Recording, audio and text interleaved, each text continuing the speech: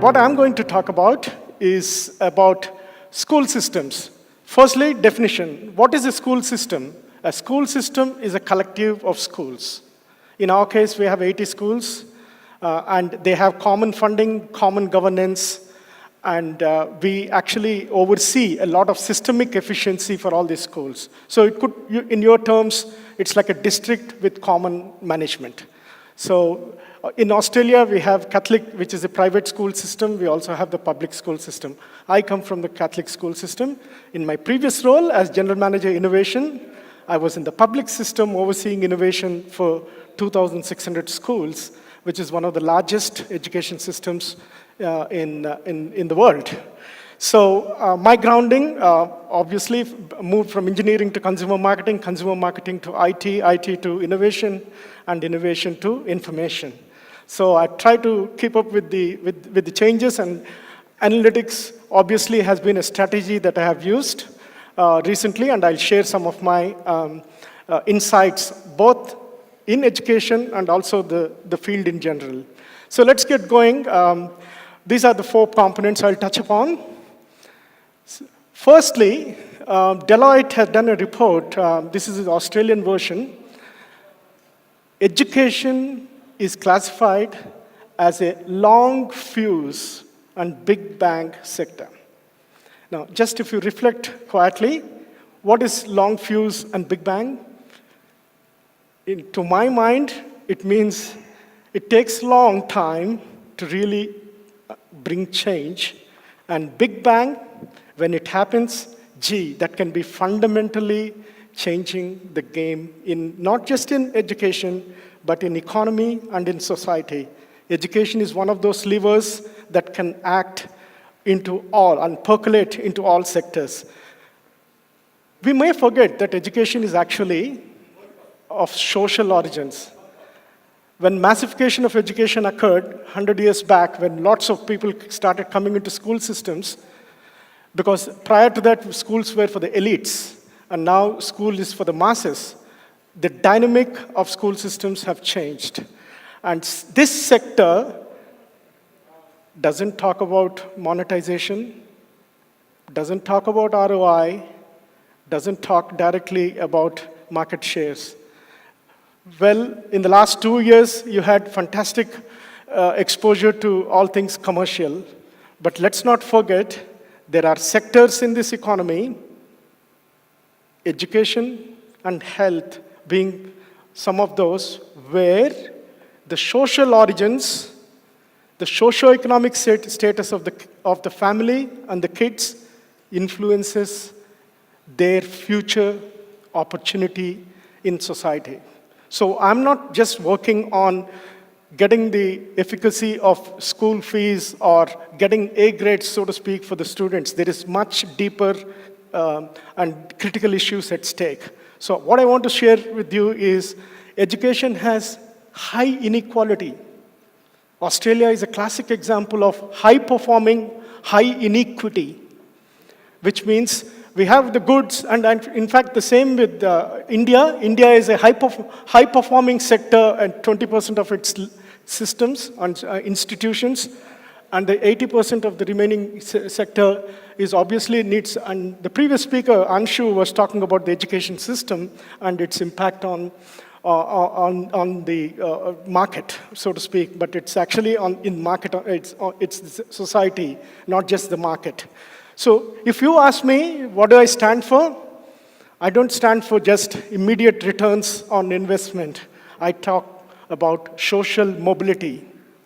If your parents are middle class and you are upper middle class and you want your children to be in the highest class of the society, that is real social mobility. You have changed them, and this happens longitudinally. We are not talking about 2-year, 3-year, 5-year spans. We are talking about 20-year, 30-year spans, or even more.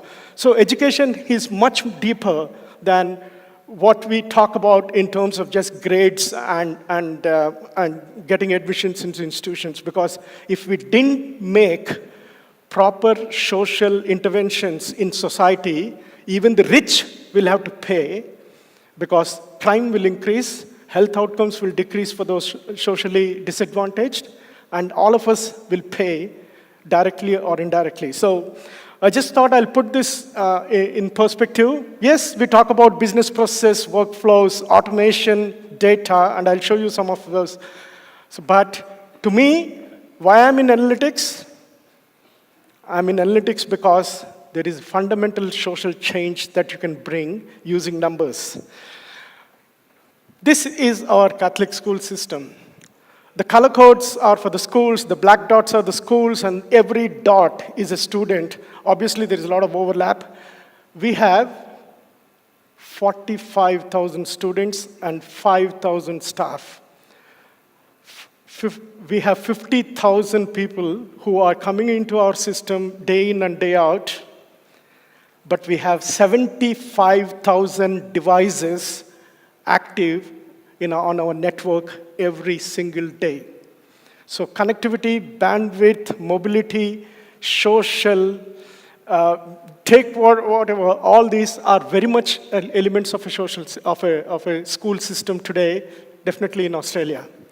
And we are talking about a highly technologically endowed environment.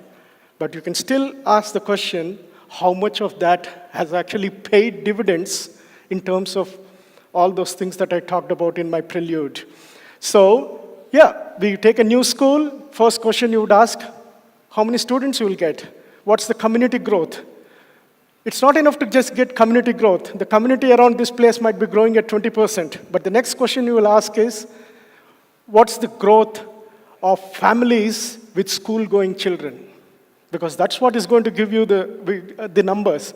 So where do I get community growth? Where do I get families less than this age group so that I can plan for primary schools and secondary schools? We are currently investing $500 million in schools. We have a science park. We have a number of investments in. So it's a large enterprise. It's a huge business. But the business that we are accustomed to and the business of education, I have a little bit of difference in my terminology. Not that I haven't done the consumer marketing or any of the hard commercials, but hard commercials are only one set of figures for me, and you will see why that is. So, how do you get an analytics system going? Many of you are budding data scientists, or you're already managing analytics. If you have individual school actually doing its own systems, you can't scale it, the data doesn't get anywhere, and you cannot get systemic change. That's the beginning of the journey, cottage. But in 5 years, we became enterprise. Every school records attendance in the same way. Every school's HR, payroll, finance, communications, all of these have systems, because if there is floods or heavy rain or bushfire or a bomb scare, you have to inform parents by SMS or email or both within minutes. I need the data to send current phone numbers and addresses. So we are talking about, we know how quickly numbers can change. And if I don't have accurate data, and if the primary school kid is not picked up, it's going to be headline news in newspapers. So data is a critical feature in a school system. So we are talking about enterprise system. This is a very busy diagram, but I want to impress upon you, a school system has no less than 85 applications. I have applications in finance, HR, learning, operations, data and analytics, of course, and a number of business applications which are either SharePoint-based or customized, homegrown. But we also have latest platforms. I have Enterprise Service Desk by ServiceNow, Adobe Adaptive Forms.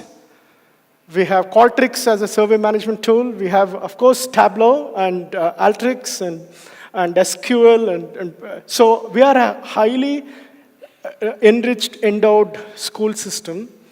And you might ask, why so many? Because one teacher humbly asked me, Raju, why don't we do just with one system?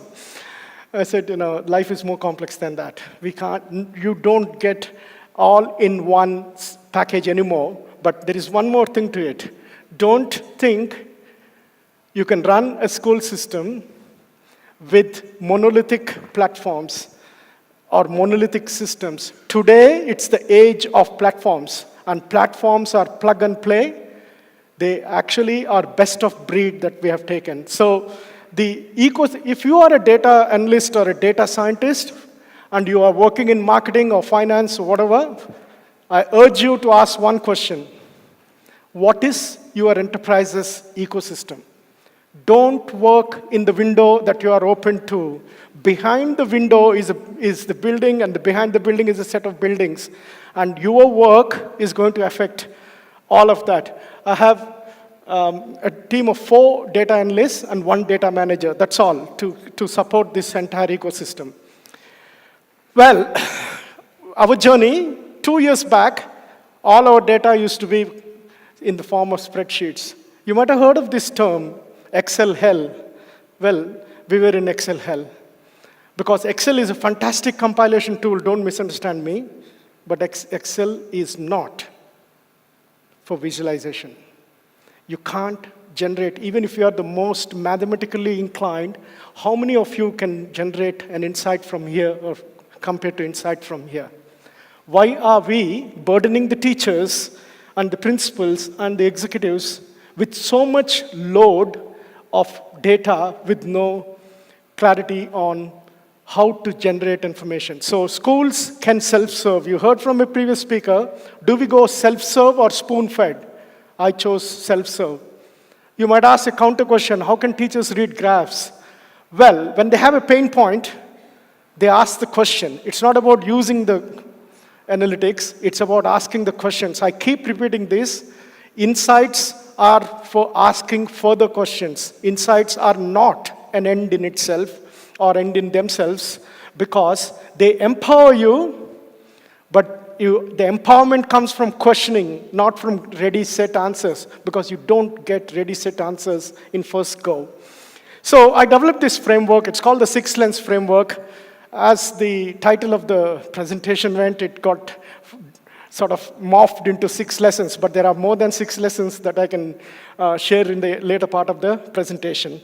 So the 6 lenses are school and student and resourcing and community, Catholicism, family, religion, teachers, because you don't want to see performance data in itself will not give the answer how to lift performance, because performance is down because something is happening in the family or with the teacher or with the school resourcing. The answer is not in the core data set that you may assemble. That's why you got to blend data from several angles. So, for those technically inclined, our data sets, sources are many, and they are not internal all through. Because the boards do examinations and standardized tests, you have to have sources, and you need to dynamically assemble your data sets. There is some jargon there. HSC means higher secondary, EYA means early years. Don't mind about the acronyms. All you need to know is data sets are not static components. They are actually very dynamic, and from there comes the dashboards. So my friend and my new friend Kiran will show. I'm going live into our portal, and I'll give you a glimpse of it. Can we just go to the data sources, Kiran? These are all my data sources. Student attendance, NAPLAN, you have professional learning, timetable. Timetable is one of the most complex systems you can ever develop. You need to know the time, you need to know the room, you know the teacher, you need to know subject, and you have, obviously it's linked to grades, and it's linked. Timetabling component is itself a subsystem, and the data from there powers a lot of future things in a school system. So if you really automate, this is how it will look. And thanks. Can we also show the schedules, please? Now, you see there, of course, it is showing at Indian time.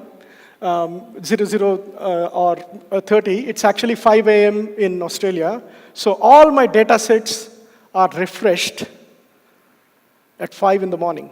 Yesterday's attendance, yesterday's grades or whatever the teacher might have put in, it could be the new financial support we are giving to a school because of reading levels or numeracy or whatever. All that data is refreshed. And you can see already 24, 25 September. I don't have to margin. I'd also like to could you just go into the student performance? Now, this is the set of visualizations in just one arena. I don't mind any of you taking pictures, but one request, because data and privacy. You can take pictures, but please don't tweet. I'm not going inside each of those visualizations, and then I need a whole day to go through and drill down and actually generate insights with you, for you, and then you will ask more questions, of course, and the game goes on. When I go to a school or a set of schools, I sit down with the principals. It's a very dynamic conversation. Gone are the days when you say, Raju, tell me, am I doing well? I said, no, John, you sit down. Let's have a chat. So analytics triggers conversation. Don't ever think, as data scientists or data analysts or even as a CIO, I'm not going to give any magic answers to them. I actually start giving them the empowerment, the opportunity to drill down. Kiran, can you also go into school performance? Because this is actually directly from the web browser, and not from the PowerPoint. The next one, yeah. You see the longitudinal analysis, you see the school snapshot, the bit of red, a bit of orange, say green. Green is you're better than the state average, you're also better than the system average. So you talk about comparative measures, you got to have norms. The norms can be international norms, state norms, national norms, or regional norms, because in the analytics journey, you got to know how you're growing and gaining whatever data. So the current state of our visualizations, 400 plus visualizations in 6 lenses. I have a dashboard on dashboards, so I can actually see how many times my principals have logged in and what has been the usage and so on and so forth. So to me, if I have to put it in a simple way, as I said to my boss, every student is at my fingertip, all 45,000 of them. So even if I sit at the lunch and say, oh, can you tell me, Jim has not been coming to school and then blah, just give me the surname or the student identifier and I'll get the profile going. So these are the types of visualizations that have transformed the entire school system's mindset. And talking of mindset, thanks, we'll go back to the PowerPoint. So if you want to see more of the visualizations in an interactive way, because of privacy, I can't put it here because everything is being recorded. I'm quite happy to share some of mine. So that's how those visualizations work on the 6 lenses. Now let's come into some hard stuff, which is actually the soft side of human nature. A lot of your CIOs, definitely in my career, I've seen them. They will tell you, data is meant to be stored. Don't take that. Data is meant to flow. Data is the lifeblood of the organization, and data flow is what is empowering the customers. And you might ask, who are all those customer groups, stakeholders? I'll show you. Stakeholders are not just the leaders. Gone are the days when you just fed data upstairs and not much worried about the actual people in the field force. It's my teachers, counselors, psychologists, attendance coordinators, n number of roles in the organization. All this access that I've shown you is role-based access. If you are a principal in this school, you can only see that school's data. You're not going to see the neighboring school's data. But if they want to have a conversation, they can both log in and sit down and share their story. So self-service analytics is so empowering because in our system, and I think it's across the world, mostly we treated them passively. We treated them as if they are there to consume, not co-create, not to actually have a dialogue, because it was command and control system. So now I'm going into my management jargon. I've used all these, but I don't use the terminology so much. Most schools are command and control systems. Today, we have democratized data, and with that came the empowerment and the power to intervene. It's like the children, like our children. And why don't they deserve the best a school can offer? And if for that, you need some of this data online and real time. There was a time when everyone talked aggregates. Now we talk granularity. And I'll show some of the granular pictures of that. And you have seen in the visualizations, every dot is a student. I can see whether it's going up, down, across time, and so on. Most analysis used to be past. Now I'm not interested in past alone. Past is a reasonable indicator, but in school, it doesn't work that smoothly. Because if a kid had an unfortunate incident in the family, their performance goes down. It's growing up years. There is a lot of psychology and sociology in education. It's not pure commerce. While I admire all that, and I've done that, been there, but I am also seeing the human side of education, the social side of education. So, dynamic, current, granular flow, visualizations, and what's happened is not the only focus. What's happening? Because if you have a year 3 child, 6 months is a lot of time in their learning. 6 months is 1/12 of their education, probably. And why would you do 6 months later a report or a performance thing to the parent? That's a lot of lost time in intervention. And what we did is, with those sort of mindset changes, I won't go into the detail. All I want to impress upon you is, we have a lot of actors, we have a lot of data sets, and the sophistication in assembling the data sets. You might have heard of enrollment analysis, performance, leaderboards. Of course, we have all that. But every school system has to have the medical records of allergies and behavioral issues. We will be in courts. If a child has allergy and we have given a cake with has nuts and so on and so forth. So imagine the complexity of a school now compared to, like in my time, when probably the only thing they took is attendance, and that too, just as a blind process. And after that, there's nothing. Now, you talk about parents. There is a lot. We have to actually have an incident data if there is bullying. And it can go into courts if the bullying records are called upon. So the CIO's role is not just the quantitative data, but it's more the qualitative side of things that I also have to be making sure that the schools are supported with. So I just now quickly go. You all know about attendance. We all have been there, done that. Went to school when we want to, or particularly in college time, we knew when not to go.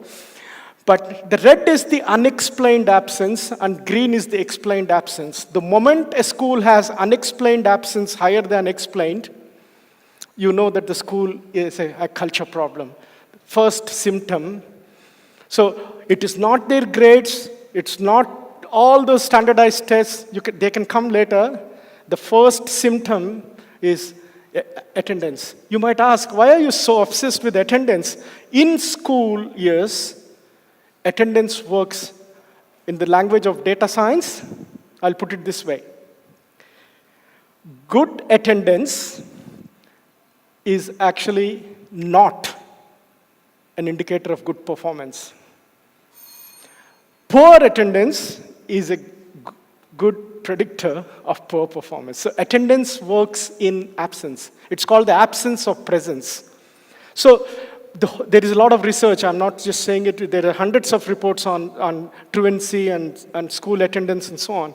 So similar attendance levels doesn't mean that the school is okay. You can see there is a school there, too much sick leave reporting.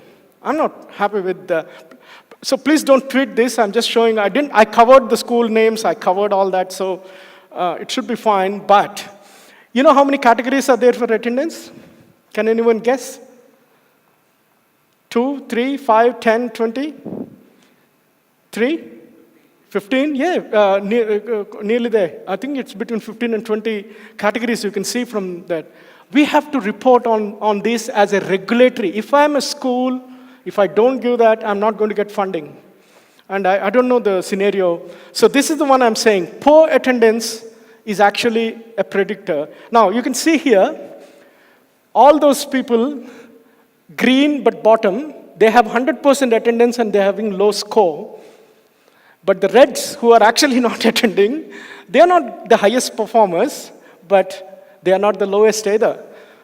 Because the intervening variable in the language of data science is the ability. So direct correlations don't work if you don't have the intervening variable on like ability. But if you want to take on the overall, good attendance helps social skills. It helps in creating friendships. That means well-being and all that. So the science of education, and in terms of data, has not only the quantitative metrics, we're all familiar with that, but there are lots of qualitative factors. So bulk of the analytics, and rightly so, I'm not criticizing, bulk of the analytics discussion has been on the quantitative side. But some of you, as your careers grow, let me caution you, if you want to work in health or education, you got to get your qualitative research methods more tuned. And that's actually the harder part. Quantitative is much more objectively driven. The qualitative ones are harder in terms of the methods. I don't know if you have heard of qualitative comparative analysis, QCA, multi-level modeling, and so on. So when it comes to research, if someone comes and tells me, Raju, I have worked out that this is the solution for this sort of kids, I'll ask them first, what has been your research method? How did you come to your conclusion? And these are not the modeling you're doing about whether it's, there are sophisticated methods. We have done clustering of our schools. It has proved what we had feared. All the 80 schools, I can put them in 4 clusters and I can actually say, these are your, but also I want them to move from one cluster to another, to the better performing clusters. So regression analysis, catchment analysis, enrollment analysis, I have my own terminology for analytics. It's been not published anywhere.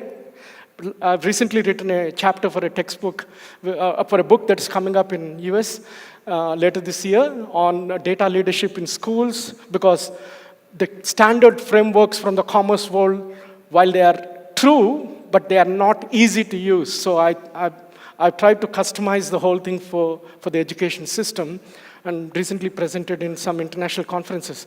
Now, one question here.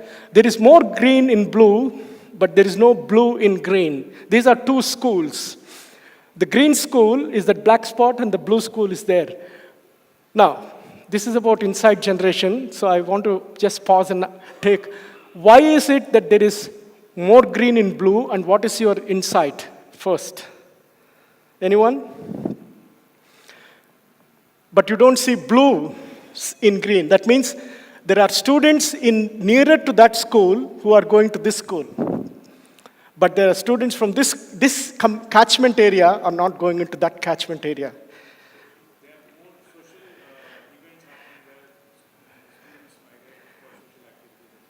Here I'm just saying the enrollment. That means that green dot out there, the nearest school is that, but the parents are sending them to this school. So you're not going to the nearest school, you're going to a neighborhood school, couple of suburbs away. So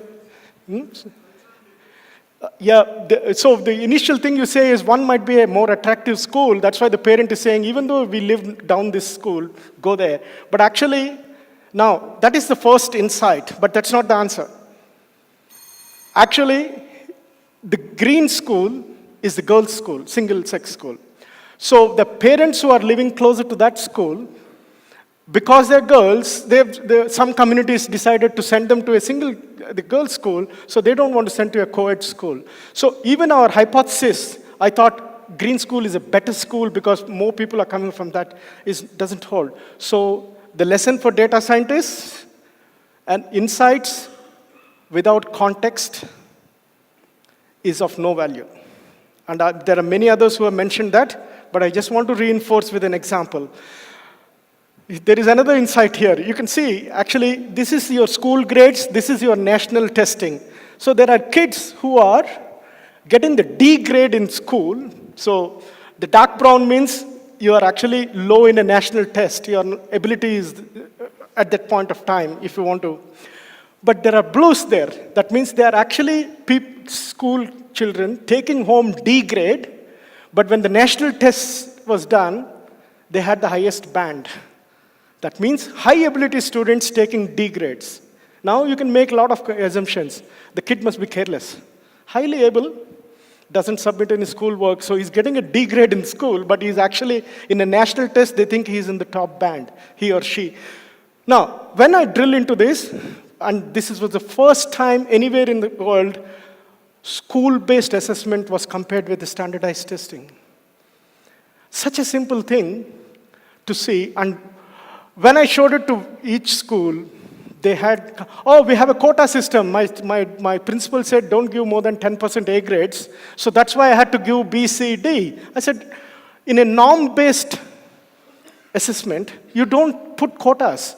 You could have a class of half the students of A and so on and so forth. So I won't go into the educational jargon. The data science that I want to share with you is, and we did correlations. You see the slants. The slant towards this y-axis means they are better in numeracy. The slant towards x is, the x-axis is reading and y-axis numeracy.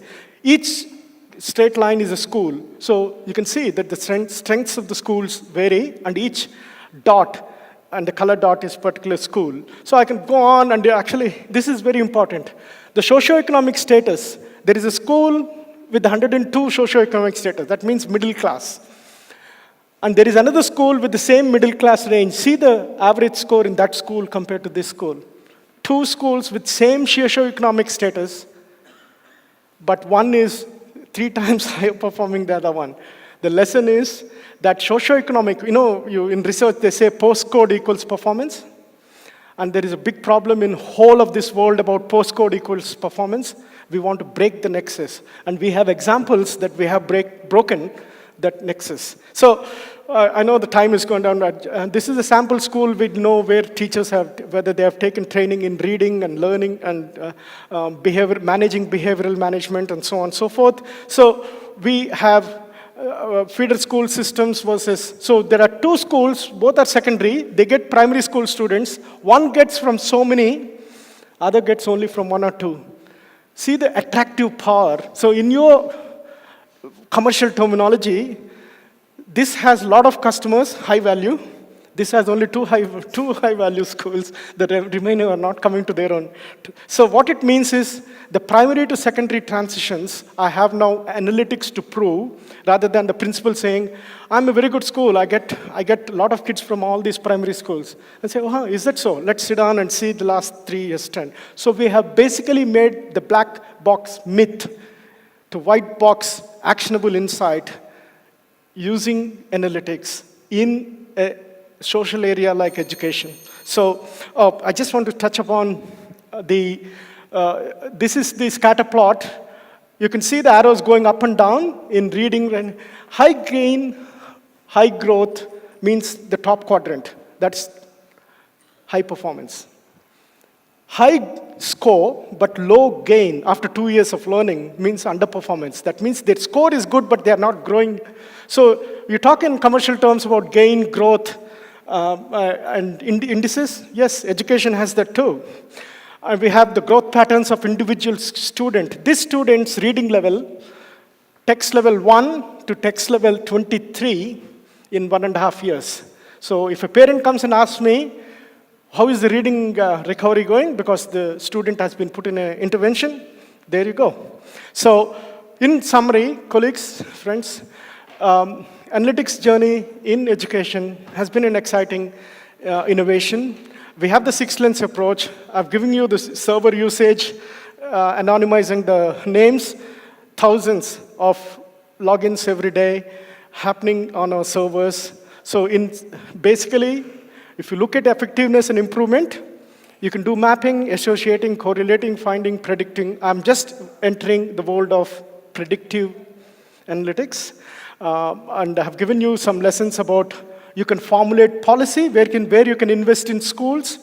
You can talk about community growth and enrollments and school size and classroom investments. And you can talk about assessments of national to the school-based interventions.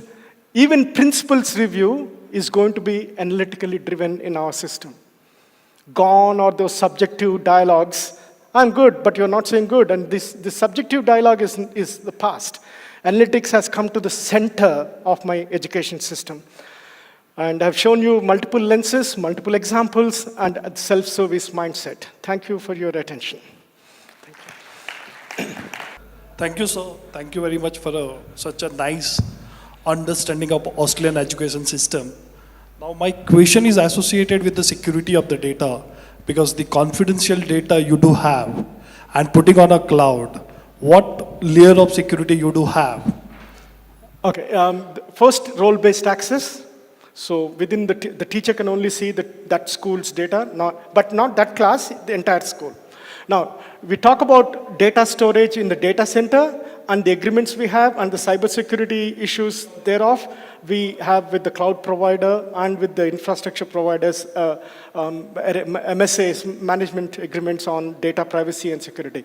Now, I am taking a bit of risk balancing giving data and making improvement happen than locking data and saying, I'm safe, I'm secure, and you're secure. Data has real-time value. Today's value for a student, particularly young students, 1 year is a long time, as I said, in terms of my philosophy is empower your teachers, empower your system. The dividends are societal, not just for the thing, and I'm a big fan of societal, social mobility issues, inequalities, inequities, and so on. So I think we made a start in analytics, but actually I have a bigger game to play in the next few years. And how you will compare your Australian education system with the Indian educational system? Very tough question. The comparative measures have to be, I think Indian elite system is as good as any in the world. I've been a beneficiary of it from IITs, IIMs, and there are now many more wonderful institutions. I think it's one thing to have elite institutions, and that's actually catering for the gifted, or whatever you call them. I'm more worried of the lower stratas of our society. You are all paying for those, because if they don't move socially, and I think with identity and other measures, I think, and from what you heard from Andhra Pradesh yesterday, the governments are getting very smart. I'm very pleased that that's happening. I heard an example from Haryana and Madhya Pradesh too. Sorry, yeah. Like my observation and reading says from last 5 years, the eminent university in India is not getting the professors who are good with the subject knowledge. That's my observation. Thank you. Thank you. Thank you.